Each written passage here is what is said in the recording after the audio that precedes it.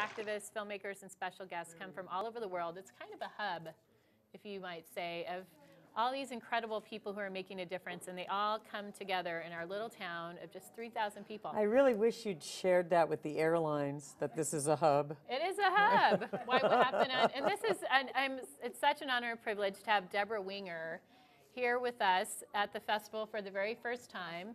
And she is a highly acclaimed, award-winning actress and an activist, citizen activist. Is what you are, Debra. No. You're a citizen. Well, why would you not define yourself as an activist? There are just certain words that give me hives, that's Activist all. It's just gives you a it's just a hive. health issue. Yeah. Public, yeah. I think we were just talking in the other room with a reporter, and I realized that I'm sure a lot of people have this. It's like as soon as something gets co-opted or used or overused or abused, it's kind of useless to me. So Yeah. I don't know. Yes, I'm active. Does that make me an activist? I don't know. It's the ist part. It's the is and isms. I Ists think like and isms, like I'm just feminism, allergic. it's Yeah. another ism. And Yeah, it I'm not a triggers the feminist thing either. same. But yet you are very strong, empowered women. Whatever. I'm You just are. here. Deborah's here for the, okay, so I know you just came in this morning, but for the Wild and Scenic Film Fest, when you heard about this, you have a lot of choices. So what compelled you initially? Oh, it's definitely the wild part. The wild part. Scenic I have. Yeah. I live in Scenic Hudson. You do. You live up in upstate New York, in the Catskills, and we're going to talk a little bit about that and your I'll passion. tell you, with I'll stop being glib. The thing that struck me and has been confirmed by just the first press conference and meeting the people I've met is that I've watched, since I've been around so long, I've watched sort of the indie film business kind of from the beginning. I did a small film in the early 80s called Mike's Murder, which was deemed sort of one of the first independent films, which was promptly almost shelved because it cost so little to make. They figured, why market it? We'll just write it off. We will actually make more money. So that was the beginning of the indie movement, which is not much more different than the end of the indie movement. But I watched film festivals start to come. I watched Sundance be formed. I did a film with Robert Redford years ago and watched that whole Sundance extraordinary project come together. It's been amazing. But I also watched the festivals, and then I also had the ones to compare to that were in existence, like Cannes and Venice Film Festival. And I watched them slowly get bought out by what in show business would be the equal to corporations, the studios. So they became not useless, but they just became part of a machine now. So the word independent was co-opted, Yeah. And then there you would find, when I produced a film called Big Bad Love in 2001, and we discovered the festivals that I considered that were outside of that, the one in Madison that's still, things that I felt were still kind of juicy. But what I really feel coming here is that this is the future of film festivals, where you have a kind of idea of the kinds of films so that you narrow it down, because as Francis Coppola said with such prescience in, I think it was the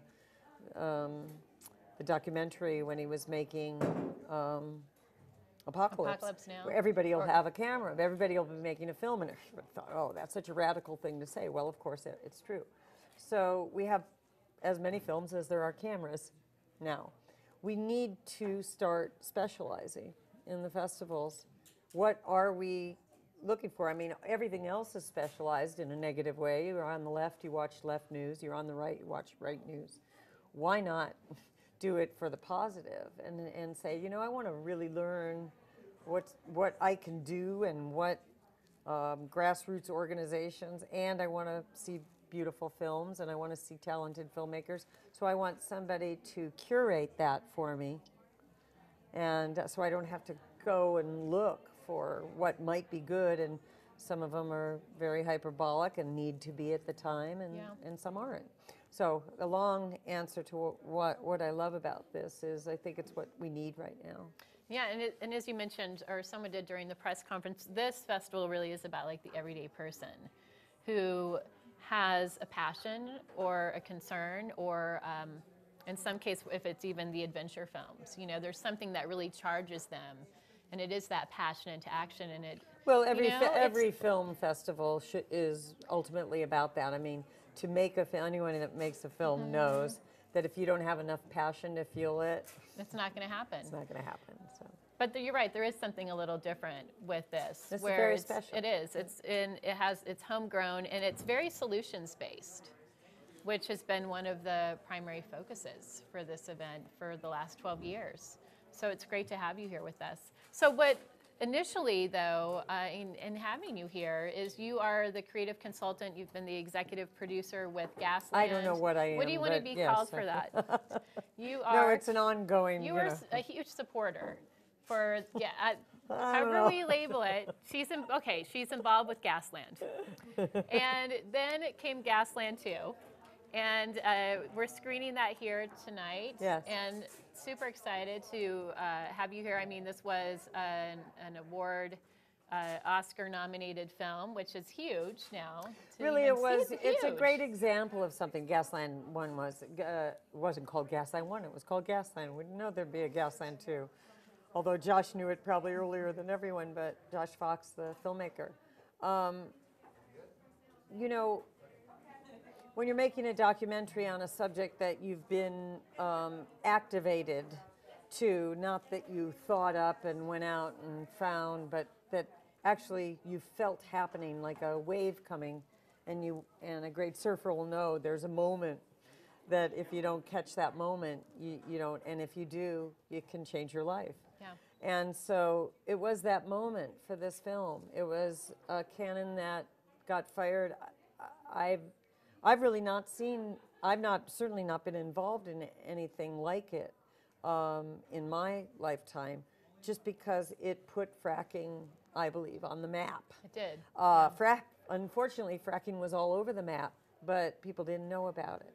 So that's a lovely mix of the art world and the political world, and the thing that can wake people up.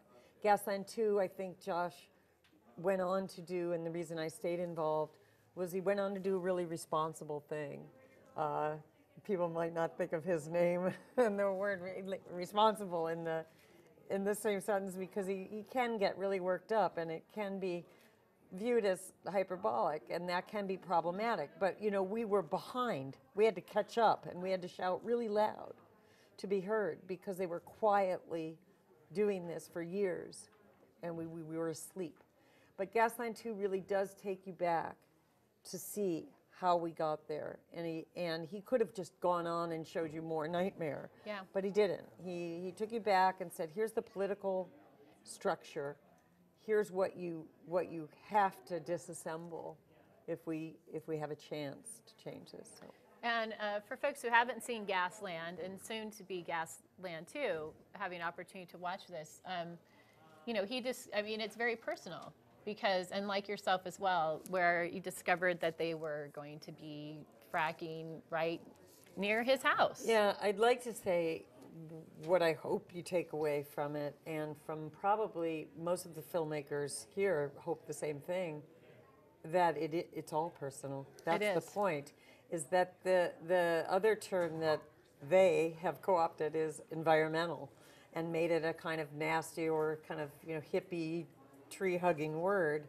I like to bring it back to public health. You know, these are public health issues. These are anyone with a family and children, or is the steward of some land that you bought, or a house that you own, you know, furniture that you buy. I know Jamie Redford has a film about flame retardant. I mean, I don't know if is that at this festival? Sorry, I brought it up, but it's just, these are things that are all personal, and that's what I meant about this festival, that we're bringing films that have something to do with your life.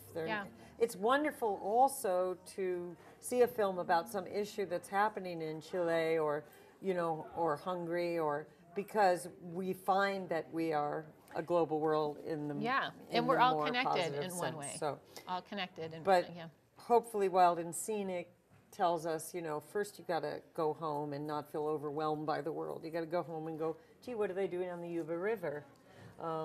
before you can actually feel what it feels like in your body to resonate with making a change. So for folks who aren't familiar with fracking, because it's true, I've talked to Wait a minute. what the frack is going on. Yeah, I'll mention fracking and they'll ask me, well, what is that? And who are these people? well, they're clearly people that are not here at this festival, because they would probably Well, I don't know, because I really do think, in a way, California, having led, the charge on a lot of things, I mean, I lived here for a good deal of my life, but I've lived in the East for, now 25 years, and I'm shocked when I come out here and they don't know about it. And you've got, the wells pumping, miles from the LA airport. So, I mean, there are obviously a group of people that know about it, but come on, California. Gotta get with it. And I do think in this way, New York State has been so emblematic in what we were able to do on a grassroots level, because we're not organized certainly in a statewide way. We cooperate with each other, but everybody in every area has a different issue, and California even more so.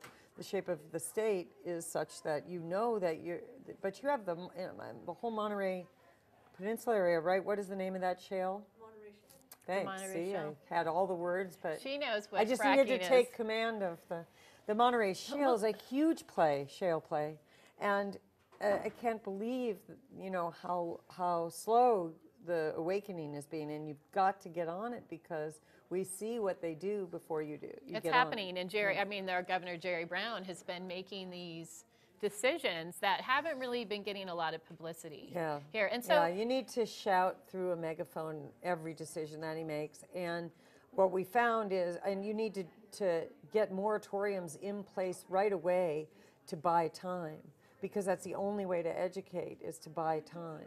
So you've become knowledgeable this because it is in your backyard. And, just to give everyone a little background, I mean, you moved to the Catskills, over 20 years ago? 25 years ago. So 25 years ago, probably hadn't heard of fracking. It did, well, it wasn't an issue. And then you find out that the area around where you live is starting to be leased, right? So they're telling local people in your community that we're going to give you probably thousands of dollars. Well, right? That depended on the time and how they took advantage of a lot of farmers. And a lot of farmers who are not necessarily against fracking because of the same reasons that you and I might be against it, got hurt terribly. How can you live next to a neighbor when you got $100 an acre to lease your land and they got $1,000? It was just. It pitted neighbor against neighbor on every level. What's the temperature like now in your community? Well, around this? It depends, really. It's so become very, very regional, and that's a good thing. We've broken it down. It's a good thing in a lot of ways. I wish it were different, but that would have been hoping for too much. But right now, you're at your town council meeting, fighting things. I mean, it's brought you back to the reality that this is where government starts, and you better learn how it works. And we all, there were such big feelings of grandeur in the beginning that you forgot that it all gets back to your town council and working on your neighborhood. And I think that now we have, where say West Gillingham lives, a couple of towns over, has a micro but different issues than me. Where Josh Fox is right over the Pennsylvania border. He deals with a whole other issue than me because he's fracked. Wow. And I'm not. And we kept that border very important. That border is the Delaware River. But do the chemicals that they're putting in the ground in Pennsylvania know that the Delaware River is the boundary? No. Yeah. So we're, in that way, very connected. But our issues politically, and I think that points out exactly how the political and the personal are so unconnected. And like you said earlier at the press conference, water has no boundaries. Yeah. And in some ways, you know, for Water is very personal. it is. It's not and political. we're seeing that more so. and more now when there's, you know, nuclear waste and there's oil spills and, you know, and someone. Wait a minute, I thought you said this festival was like a positive. There is the positive part. And so we see some of the solutions that come out of it, but a lot of it is, you know, what folks who aren't familiar with this, I'm hearing about this for the first time thinking, well, how does this apply to me? Even if someone's not fracking in your area, eventually it's affecting everyone's watershed. But even all the personal part is in your community, we can all find specific things. There are very few, I just want to stop. It's becoming apparent that there are very few communities that are not being affected by fracking, and not just because they're compassionate. If you're downriver, if you're downstream, if they're not fracking in your area, it won't matter. If you're in a state where they're trucking liquefied natural gas through your state on your highways where your kids are driving to college, it won't matter. If they're building refueling stations because your state has banned fracking, they will drive through your state and refuel in your state. They will put pipeline through your state to export to China and France where they've banned fracking because they found it to be not dangerous. So, you know, I think this is where our statehood, we have to stop with, you know, I love your daffodils. We don't grow them in New York right now because it's the polar vortex, in case you didn't know. I heard about that, yeah. And FYI, it's been 70 degrees since May. And you know, I'm that's happy probably, for you. well, you know, and that's not normal. That's not normal because it's there is wintertime. no normal. There is no normal. So it's, you know, we live in a community here where we have gold mines. And so, you know, we've seen similar. You're sitting on a gold mine. We're, in many ways. My father used to say that to me when I was waitressing. In many ways, you know, and You're so. sitting on a gold mine. Yeah, and part of it's being in the know and knowing what's going on. And so it's, you know, someone who's hearing about this, it affects, not only does fracking affect all of us, but there are issues going on in our own communities that we need to be involved with, and it starts with the grassroots. It ends with the grassroots too, by the way. I mean, the national organizations are great, and hopefully they're great because they can collect money and distribute it appropriately, but in the end, it begins and ends with the grassroots. It never changes. I mean, the real work is always done by the people and for the people. So when you left, Deborah, well, I shouldn't even say you left, but when you moved to the Catskills to get out of... Yeah, did you notice that I left? I'm curious. When you, you know, I know for myself, right, moving to a smaller community, right, to raise your kids, there's so many positives, and in some ways it was to get away from that sense of the consumerism and the money that drives so many people. So in bringing up the gold mining, for example, what I discovered is we think we're getting away from that, and yet the money has so much power still. Yeah, I think you take me into an area that I really, you know, it only matters as much as you let it matter. Mm-hmm. On a corporate, I will be willing to talk to you about corporate greed and that corporations are not people, but you know, that's a personal thing, you know. Mm-hmm. I know people that I love very much that like money. Yeah. It's like anything else, you know, it's fine. It's what you're spending it on, and I can't make a comment about that, but I do like the sort of wavier ideas that we're touching on, and then I think I have to move on. But when you talk about the gold mines, I think about how the whole history of the United States was a movement out west. You know, the East was settled in the colonies, and then all these things drew us out west. One of the biggest ones being gold, the movie industry. I mean, the weather, it pulled people out west. And there was this huge movement, and with that, historically, we see incredible stories that give us incredible information and possibility to educate us. But we haven't really seen that the same thing just happened, the opposite movement east. That's what the movement of fracking was when I look at it on kind of an artistic sense. They came from the west, and they tried to come east, and we have a firewall, we have We have built a firewall in New York State.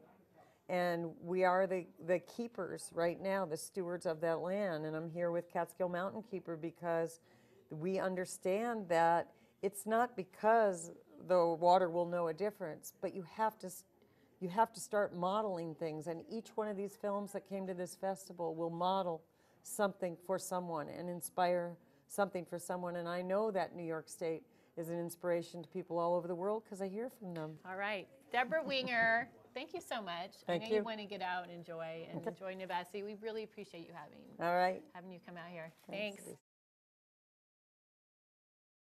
Thanks.